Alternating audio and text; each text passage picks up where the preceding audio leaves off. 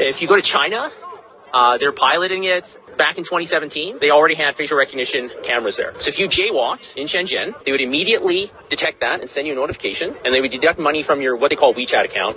So you can actually deduct your money directly from your account. This is 4 years ago, so this is not like some sort of conspiracy theory. It's not something that's going to happen 10 years into the future.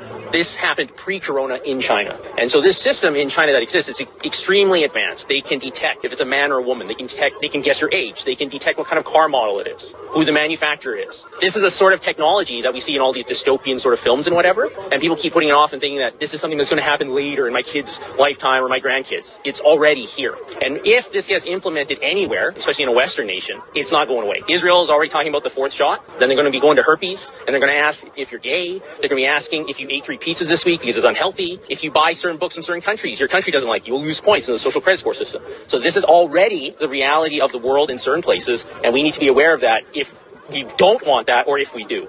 And to be perfectly honest, anybody who wants this vaccine passport, it's a misnomer. It's total control. Everything you do or don't do will be calculated.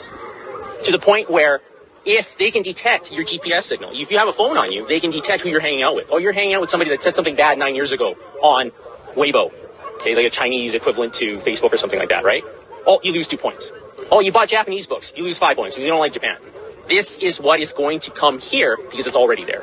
And we're doing that a little bit with contact tracing for COVID, aren't we? So that they can see where you're at and who you're with. The simple reality is that the technology that CSIS has and all these big tech corporations, they already know where you are.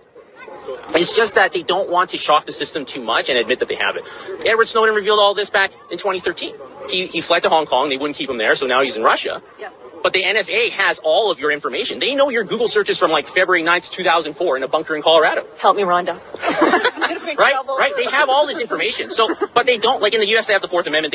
They're not supposed to track you forever, right? So they pretend they don't have it, but they do. Yeah. If they really want to utilize it, they can.